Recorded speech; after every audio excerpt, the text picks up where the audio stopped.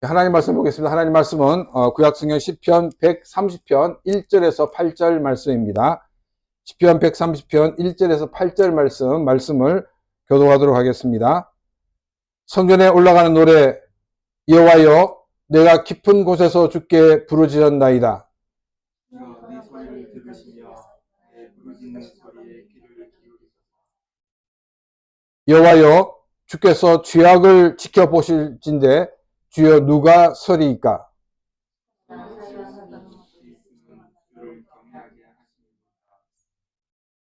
나 곧 내 영혼은 여호와를 기다리며 나는 주의 말씀을 바라는도다. 아침을 기다림보다 내 영혼이 주를 더 기다리나니 버섯순이 아침을 기다림보다 더하다. 이스라엘아, 여호와를 바랄지어다. 여호와께서는 인자심과 풍성한 속량이 있음이라. 아멘. 인생을 살다 보면 내 힘으로는 도저히 빠져나올 수 없는 그런 처절한 절망의 수렁을 만날 때가 있습니다.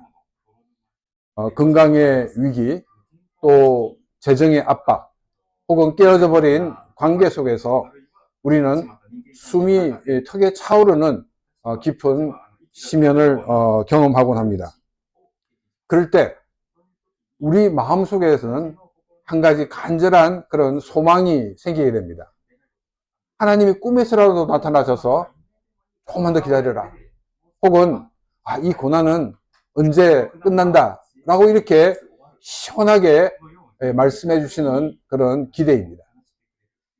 답답한 이 마음에 때를 따라서는 영적인 은사를 가진 사람을 찾아가 자신의 앞길을 묻고 싶어 하기도 합니다.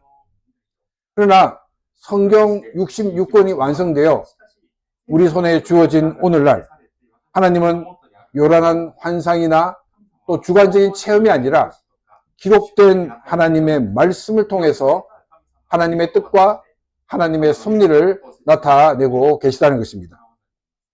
오늘 우리가 함께 읽은 이 시편 130편은 바로 이 고난의 터널 한복판에 통과하고 있는 한 예배자의 애절한 노래, 그리고 그 사람이 성전에 올라가며 부르는 그런 노래라고 표제가 붙어 있습니다.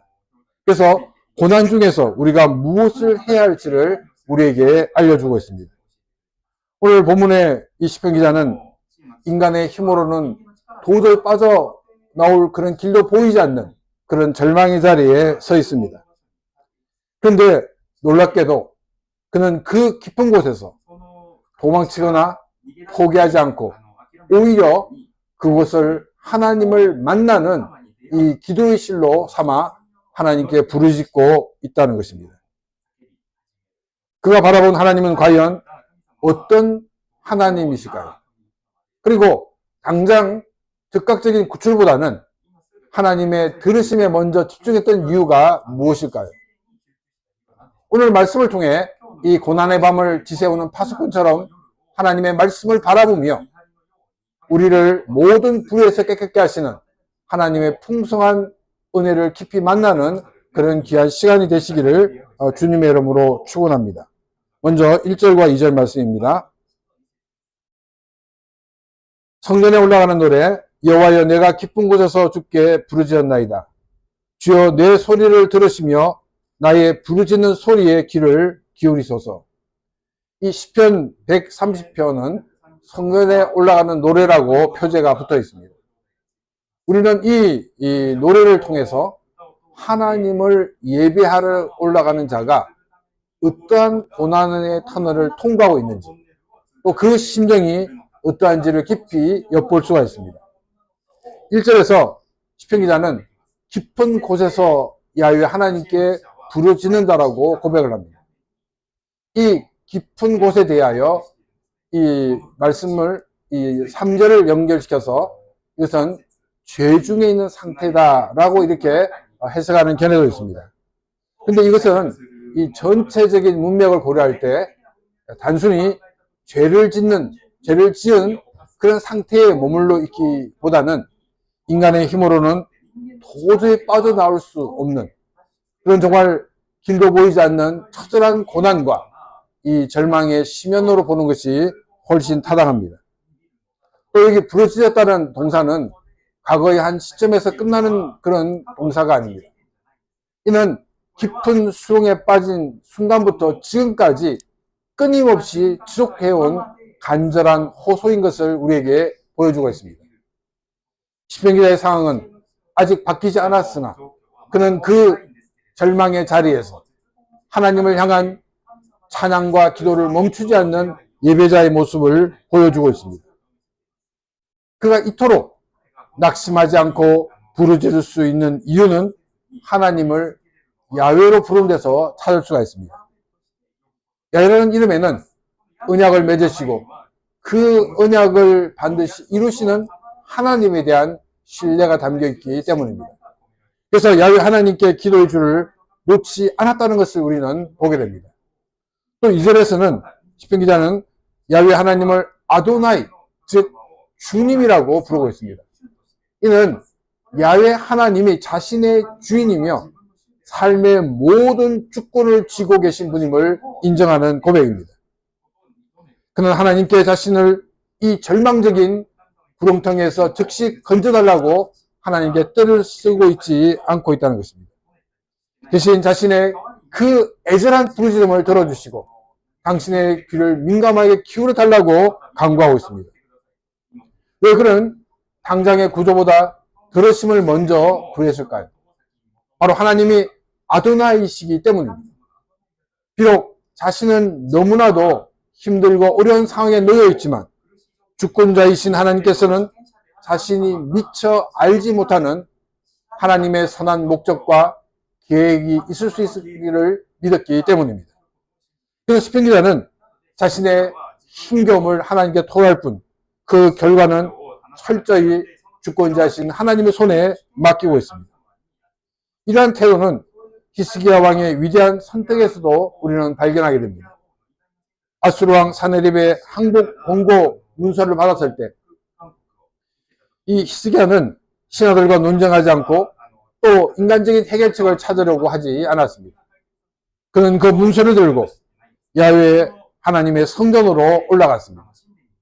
깊은 수렁에서 자신을 건져내실 분은 오직 하나님 한 분뿐임을 철저하게 신뢰했기 때문입니다.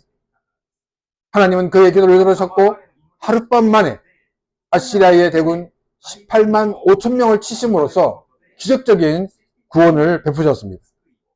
시편 기자와 또 히스기야의 공통점은 야훼 하나님에 대한 절대적인 신뢰입니다. 절망의 구렁텅이에 빠질수록 하나님을 붙잡는 믿음이 히스기야에게는 승리를 주었고 시편 기자에게는 하나님을 노래하며 성전으로 올라가게 하는 힘이 되었습니다. 진정한 믿음이란 내가 바라는 바가 이루어지는 것을 넘어서 하나님의 주권이 내 삶에 온전히 개입하는 것을 누리는 것입니다. 하나님의 뜻과 주권이 내 삶에 이루어지는 것, 그것이 바로 믿음이 사람이 누리는 진정한 은혜이자 복인 것입니다. 시편 기자는 깊은 곳은 절망의 수렁이었지만 동시에 하나님을 만나는 통로가 되었습니다. 고난의 상황이 해결되지 않았기에 그는 부르짖기를 멈추지 않았고 고난 때문에 예배자의 권리를 또한 포기하지도 않았습니다. 지금 나를 짓누르는 문제가 무엇인지 돌아보시기를 바랍니다. 그 깊은 곳에서 도망치려 하기보다는 그것을 하나님을 부르는 기도심으로 삼아야 할 것입니다. 상황이 변하기를 기다리기 전에 먼저 내 입술을 열어 하나님을 신뢰하며 부르짖는 삶이 되시기를 바랍니다. 고난의 한복판에서 시편 기자가 당장의 적극적인 구출보다 하나님의 들으심을 먼저 집중했던 이유가 바로 여기에 있습니다. 이 고난조차도 온 우주의 통치자이신 하나님의 주권적인 섭리 안에 있으며 자신이 미처 발견하지 못한 내면적인 문제를 다루시고 성숙하게 하시려는 하나님의 선하신 계획이 있음을 그는 신뢰했기 때문입니다. 비록 현실은 숨이 턱에 차올 만큼 힘들지라도 시편 기자는 내 삶의 주관자이셨던 하나님께서 이 힘든 상황을 다 보고 계시며 또 부르짖는 기도를 결코 외면하지 않고 듣고 계심을 확신하였습니다. 그래서 현실의 고통에 함몰되지 않았고 내 아픔을 기기로 달라는 하나님 안에서 과정을 잘 통과하여 더욱더 성숙한 신앙으로 빚어지게 되기를 구했던 것입니다. 이러한 주권에 대한 신뢰와 기도의 태도는 유다왕 히스기야에게서도 우리는 강력하게 나타나는 것을 살펴보았습니다. 아시리아의 대군이 예루살렘을 포위하고 하나님을 모욕하는 절체절명의 위기 속에서 히스기야는 군사적 전략을 짜거나 신하들과 논쟁하며 인간적인 대책을 세우는 시간을 허비하지 않았습니다. 역사의 절대 주권자가 누구신가를 명확하게 알았기 때문에 그는 아수르 왕의 오만한 이 항복하라는 글을 들고 곧장 야훼의 성전으로 올라가 하나님 앞에 그것을 그대로 펴놓았던 것입니다.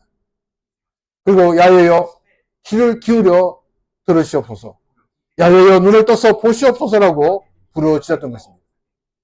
만왕의 왕이신 하나님께서 이 상황을 친히 보시고 주권적인 손길로 해결해 달라고 기도로 상소를 올렸던 것입니다. 온 세상을 통치하신 하나님은 히스기야의 기도를 즉각 들으셨고 그 밤에 초자연적인 방법으로 역사사 18만 5천 명이라는 대군이 일시에 물러가게 하는 그런 놀라운 승리를 주셨습니다. 예수님께서도 너희 중에 누가 염려함으로 그 키를 한 자나 더할 수 있느냐라고 말씀을 하셨습니다. 삶과 죽음, 모든 문제의 주권은 인간의 염려나 세상적인 계산이 아닌 오직 하나님께만 매여 있다는 선포인 것입니다. 생사화복을 주장하시는 분이 바로 우리 아버지가 되시기 때문에 우리가 더 이상 이제 염려하지 말고 기도의 자리로 나아가는 그런 우리의 삶이 되시기를 바랍니다. 힘든 상황을 마주할 때 사람을 찾아다니며 동정과 공감을 구하는 데 머무르지 않기를 바랍니다. 우리의 사정을 들으시고 역사를 움직이시는 주권자 하나님 앞에 먼저 나가서 그 문제를 드러내놓고 고백하는 습관이 되기를 바랍니다.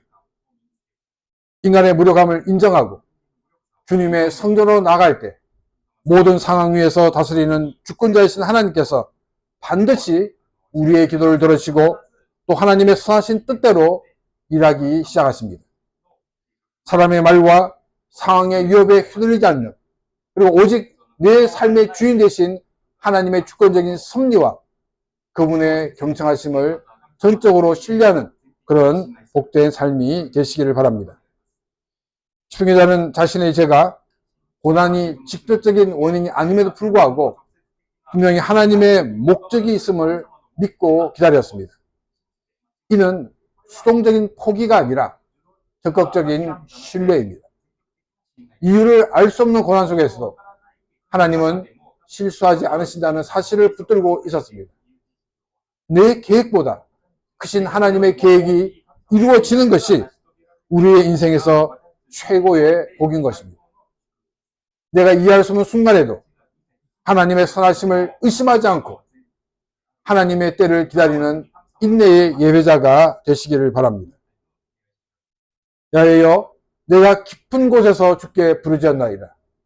주여, 내 소리를 들으시며 나의 간구하는 소리에 귀를 기울이소서. 오늘 우리는 히스기야 왕처럼 우리의 항복 문서와 같은 절망의 제목들을 가지고 주님 앞에 나가시기를 바랍니다.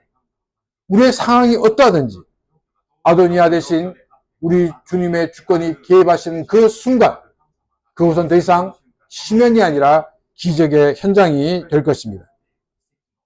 3절과 4절 말씀입니다.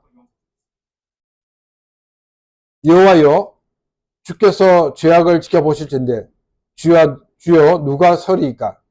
그러나 사유하심이 주께 있음은 주를 경외하게 하심이니이다. 시편기자가 직면한 절망적인 상황은 단순히 이 겉으로 드러난 습관적인 죄 때문만은 아니었습니다. 그는 하나님과의 깊은 관계 속에서 어쩌면 자신조차 인지하지 못하고 있던 그런 근원적인 죄의 문제를 성찰하고 있습니다. 여기서 말하는 죄악들이란 단순히 한 어떤 실수를 넘어 본질적으로 뒤틀린 성품과 그로 인해서 반복되는 죄의 뿌리를 말하고 있습니다. 스스로가 뒤틀려 있고 그것이 습관이 되어버린 상태에서는 무엇이 잘못되었는지조차 인식할 수 없는 영적 무감각에 빠지게 됨을 우리에게 경고하고 있습니다. 사람이 변하지 않는 근본적인 원인은 자신의 문제가 무엇인지를 인지하지 못하는 데 있습니다. 오랫동안 습관화된 죄는 당연한 일상이 되고 또 뒤틀린 시선으로 바라보는 세상이 오히려 정상이라고 착각하게 만듭니다. 하지만 시편 기자는 자신의 이러한 은밀한 내면까지도 불꽃 같은 눈으로 지켜보시는 하나님을 의식했습니다. 그렇기에 거룩하신 하나님 앞에서 자신은 죄가 없다거나 아무런 문제가 없다고 결코 항변할 수 없는 존재임을 깊이 통감하였습니다. 놀랍게도 시편 기자는 자신도 모르게 배어있는 이러한 이 근원적인 죄까지 용서하시는 하나님의 은혜를 깨달았습니다. 하나님께서 이처럼 깊은 죄까지 사유하시는 이유는 우리를 온전한 당신의 백성으로 회복시켜서서 하나님을 경외하게 하려 하십니다. 라고 시편 기자는 고백하고 있습니다.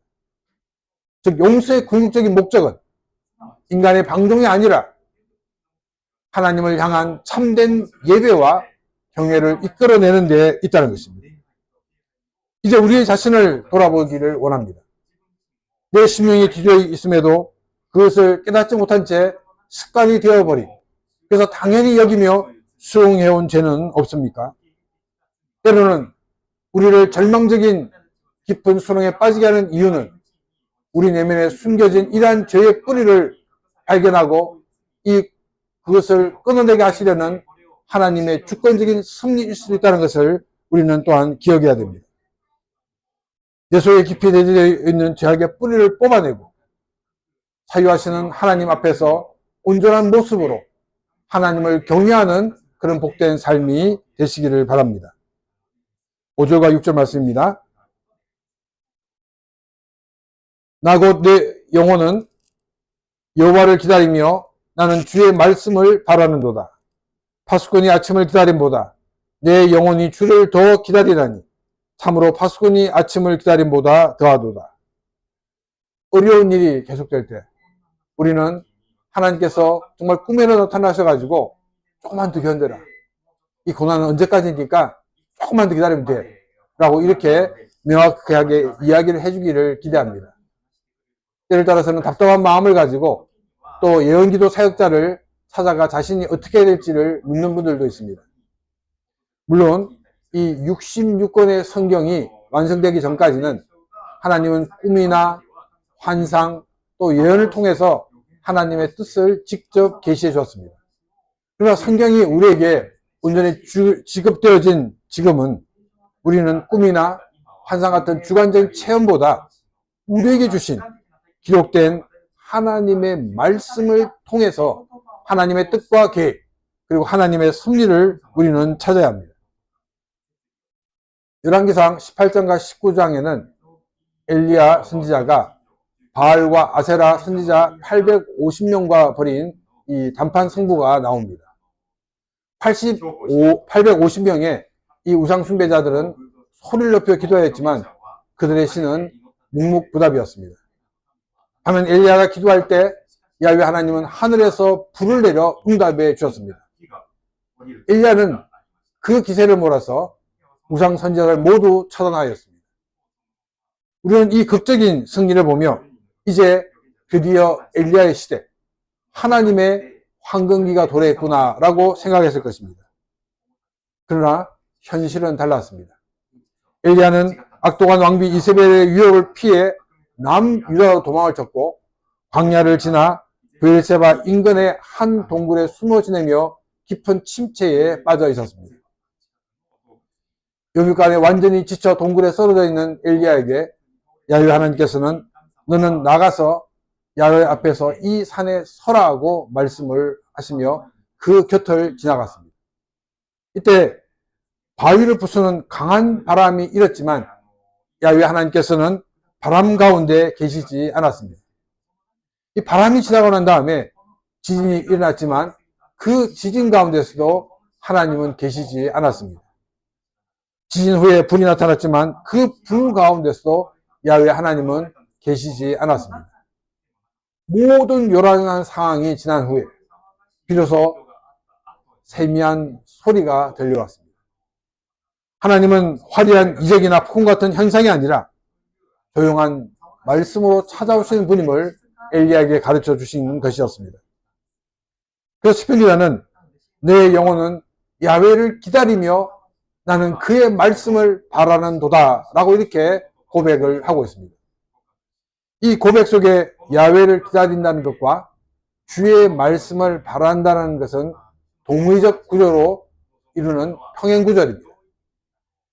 야훼 하나님을 기다린다는 것은 즉시 이 하나님을 만나지 못하며 인내의 시간이 필요함을 뜻하고 있습니다.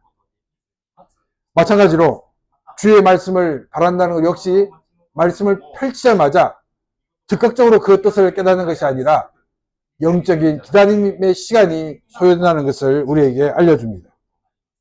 한 번 읽어서 깨닫지 못하면 두 번 읽고, 두 번 읽어 깨닫지 못하면 세 번, 네 번 주님의 말씀을 깨달을 때까지 우리는 읽고 또 읽고 묵상해야 하는 것입니다.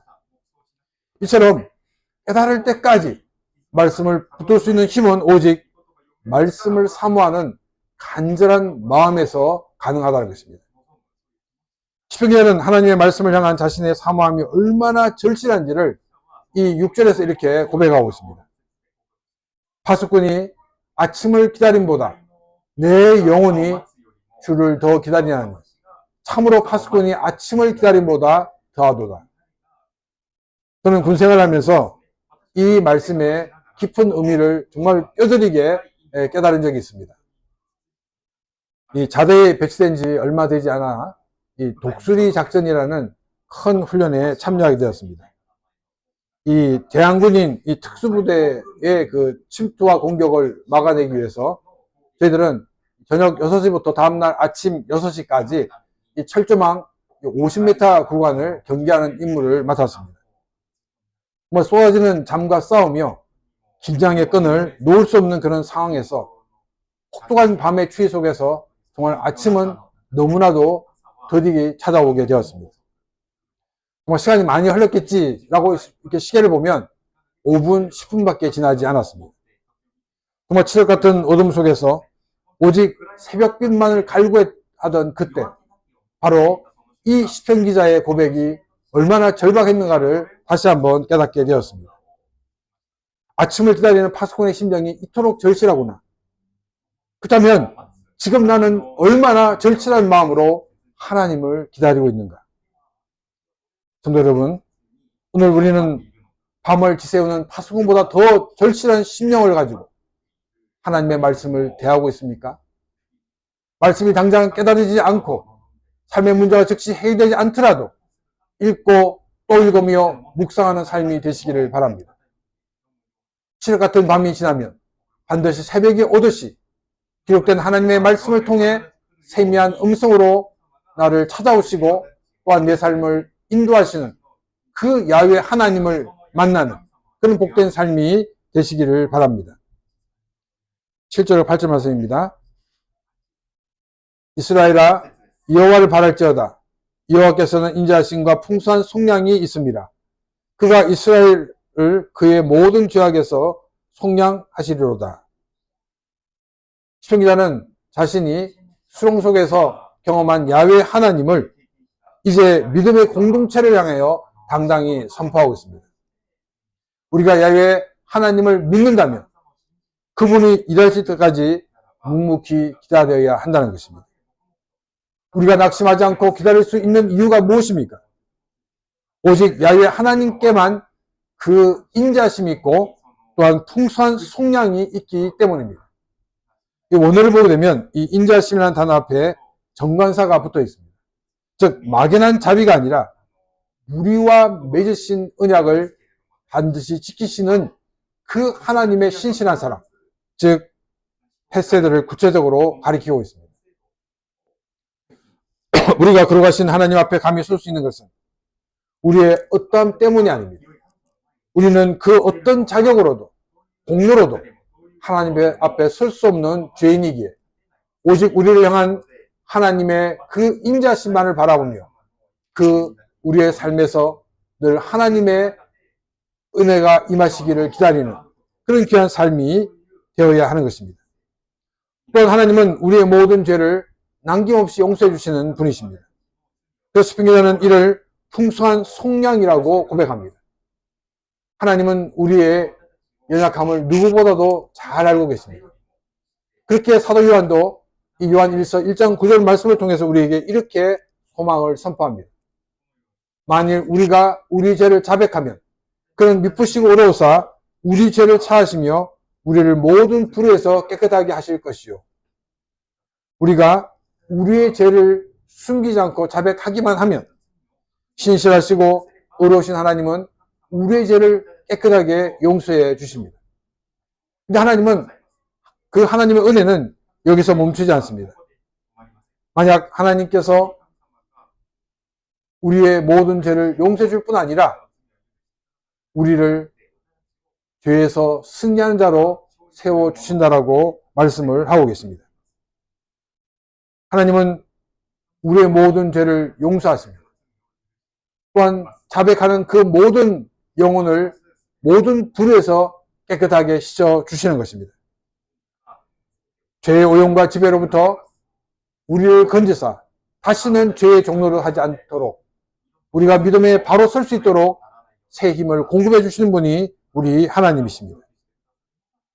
죄의 영불에서 건져주실 뿐 아니라 삶의 변화까지 이끄시는 이것이야말로 진정한 풍성한 속량이 아니고 무엇이겠습니까? 성도 여러분, 믿음의 공동체가 오직 하나님만을 바라볼 때 우리는 우리의 모든 죄악으로부터 온전한 속량을 받고 하나님의 거룩한 백성으로 당당히 서게 될 것입니다. 오늘도 그 풍성한 속량의 주님을 바라보며 말씀 안에서 승리하는 공동체가 되기를 간절히 소망합니다. 시편기자가 했던 깊은 곳은 처음에는 숨이 막히는 절망의 수렁이었지만 결과적으로 야훼 하나님을 만나는 은혜의 통로가 되었습니다. 그는 자신의 죄가 고난의 직접적인 원인이 아닐 때조차 온 우주의 통치자이신 하나님의 주권적인 섭리를 믿고 묵묵히 기다렸습니다. 수동적인 포기가 아니라 하나님은 결코 실수하지 않으신다는 적극적인 신뢰의 기다림이었습니다. 때로 하나님은 우리의 내면에 깊이 잠재되어 있던 우리 스스로도 인지하지 못했던 죄의 뿌리를 드러내고 끊어내시려고 우리를 깊은 수렁에 머물게 하십니다. 그리고 우리가 그 죄를 숨기지 않고 자백할 때 미쁘시고 어려우신 하나님은 우리의 죄를 사하실 뿐 아니라 우리를 모든 불의에서 깨끗하게 하시는 분이십니다. 죄만 겨우 용서하시고 방치하는 것이 아닙니다. 또다시 죄에 넘어지지 않도록 우리의 영혼을 거룩하게 빚어가시는 것. 그것이 바로 오늘 시편 기자가 선포하는 풍성한 속량의 은혜입니다. 성도 여러분, 지금 우리를 짓누르고 있는 것은 어떤 것입니까? 아수르 군대가 포위되어서 정말 이게 절망밖에 남지 않았던 히스기야처럼 그런 상황에 놓여 있지는 않습니까? 우리는 하나님의 성전에 나가야 합니다. 하나님을 만나야 됩니다. 사람을 찾아다니고 동정과 동감을 그런 구하는 데 머무르지 말고 역사의 주권자이신 하나님 앞에 서는, 그래서 우리의 모든 문제를 하나님 앞에 내어놓는 그런 귀한 삶이 되시기를 바랍니다. 칠흑 같은 밤을 지새우던 파수꾼이 아침을 기다림보다 더 간절한 심령으로 하나님의 말씀을 읽고 또 읽고 묵상하시기를 바랍니다. 또 비록 당장 현실의 문제가 해결되지 않더라도 새벽빛이 반드시 어둠을 뚫고 찾아오듯이 세미한 음성으로 찾아오시는 야훼 하나님이 우리의 삶을 온전히 인도해 주실 것입니다. 깊은 수렁에서 시작된 기도가 이 공동체 찬양이 되었던 것처럼 오늘 내 삶의 주인 되신 하나님의 주권을 신뢰함으로 모든 죄악에서 속량을 받고 거룩한 주님의 백성으로 당당히 승리하는 복된 믿음의 공동체가 되기를 주님의 이름으로 축원합니다. 이 시간 오늘 주신 말씀을 생각하며 같이 기도드리겠습니다.